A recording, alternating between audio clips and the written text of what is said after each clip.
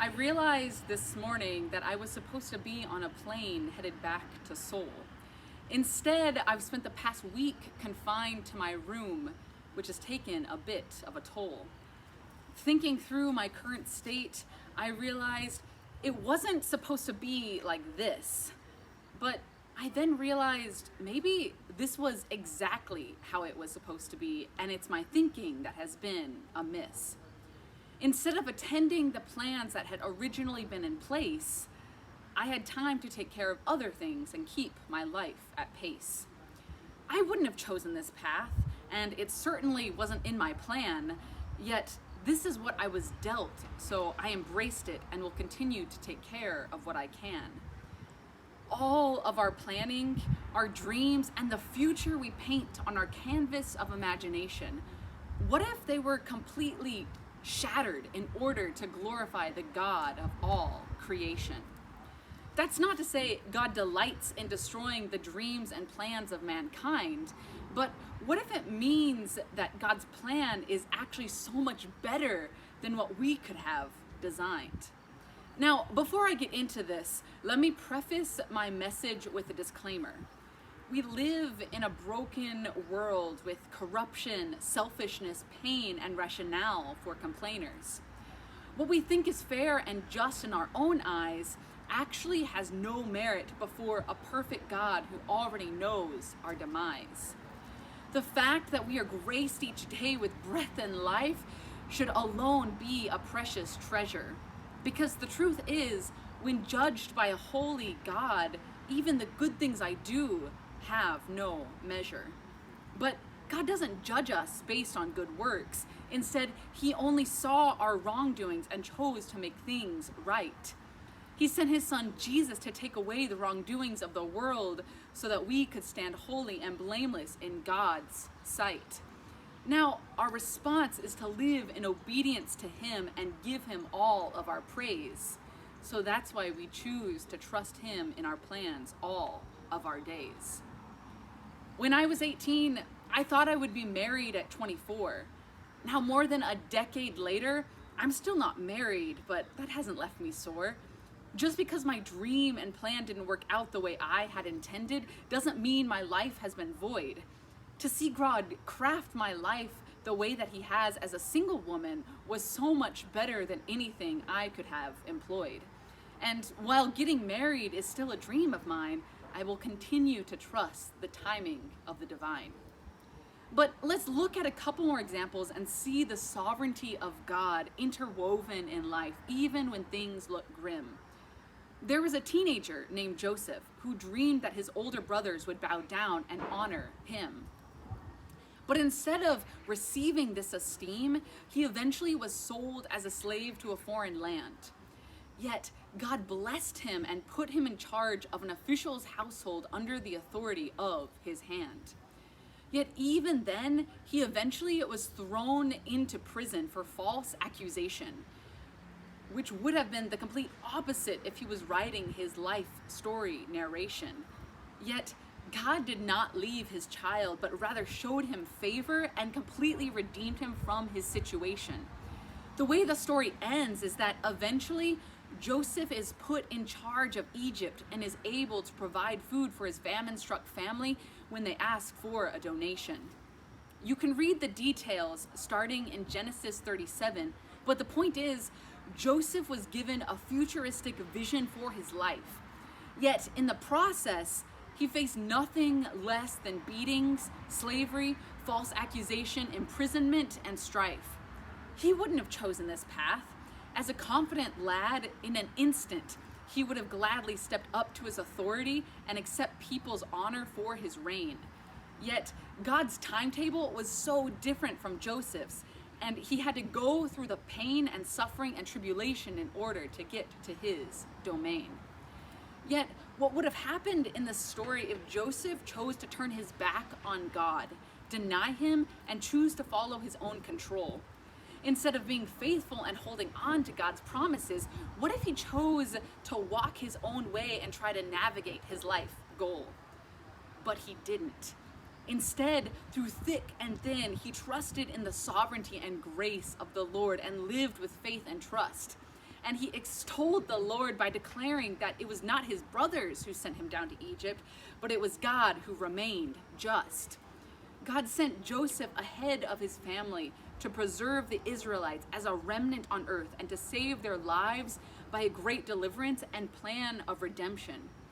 Though the journey was painful and the situation didn't go as how Joseph thought things were supposed to be, God crafted a beautiful story of preservation. And through it all, Joseph's dream still came true. It just took some unexpected turns before it came into view. Will we live with this faith and trust, believing that God will hold us even when it feels like life is about to bust? Sometimes things just don't go as expected. That time and time again, our life just feels dejected.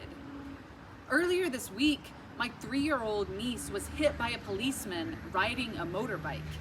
This freak hit and run accident seemed completely unjust as he rode away from this little tyke. Do you think that my sister would have chosen this path for her daughter? Of course not. They didn't expect waking up that day planning on riding to the emergency room completely distraught. And yet, it happened. She turned out to be okay, but their hearts were so saddened. We still don't know why God allowed this to happen, and we may never know. But we will hold on to his sovereignty, and through this situation, allow our faith to grow. The past 3 years has been nothing short of disturbances, disappointments, and discouragement. As I've been in lockdown, I'm still a living testimony that our fight is not over yet, but let me give you a little encouragement. Instead of holding fast to our plans and doing all that we can to make things go our way, how about holding fast to the Lord who already sees how plans will unfold day by day? That's right. You see, the God of the universe sees the future. He knows how everything will play out. As a sovereign God, he allows the things in this life to come to pass and how everything will come about. Bear in mind, usually when things don't go our way, we think they're for the worse. That's because we live in a fallen world and we are still under the curse. But instead of wallowing in the fact that things didn't go our way or things didn't go as planned, how about trusting God's plan that he has handcrafted and designed specifically for you, which will be so much more grand. In the moment, it might not feel like things are that great, and we may never understand why things turned out the way they did under God's fate. But we continue to trust him and believe that his ways are right and that he is directing our path. For when we believe in Jesus and trust God with our lives, I can guarantee that you are no longer under his wrath. The good news is that even though I'm a messed up person who wanted things done my way, God already made a better plan for me when he sent his son to die. Yes, he did not delay. Because when I trust in Jesus with my life, I know that the day-to-day occurrences will all work out for his glory. He is forgiving, restoring, healing, and directing and transforming my life into his beautiful story. And the greatest piece of all is that I already know how it ends. He's given us a promise that he will return and he will make amends. In Revelation 21, it says, "Look, God's dwelling place, heaven, is now among the people, and he will dwell with them.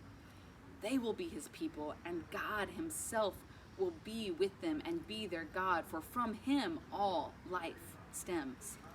He will wipe away every tear from their eyes.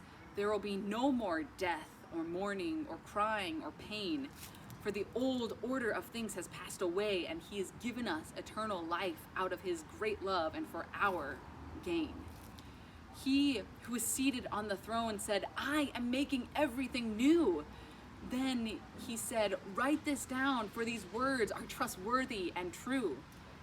So my challenge to all of us is to trust the God who holds time in his hands and has already written out our life plans.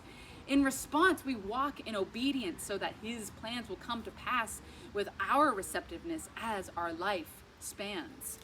For there is nothing greater than turning your life over to the God of the universe and walking in accordance with his will.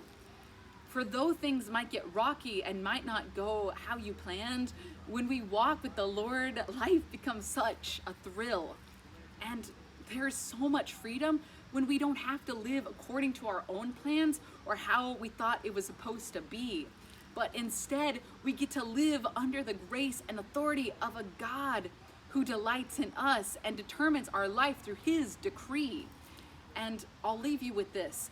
God said, "My thoughts are not your thoughts, neither are your ways my ways," which means the way that God orchestrates life is going to be different than how we would have planned out our days. And he says, "As the heavens are higher than the earth, so are my ways higher than your ways, and your thoughts than my thoughts." Which means, since God is above all and sees and knows everything, his ways are better, and we get to trust him to call all the shots.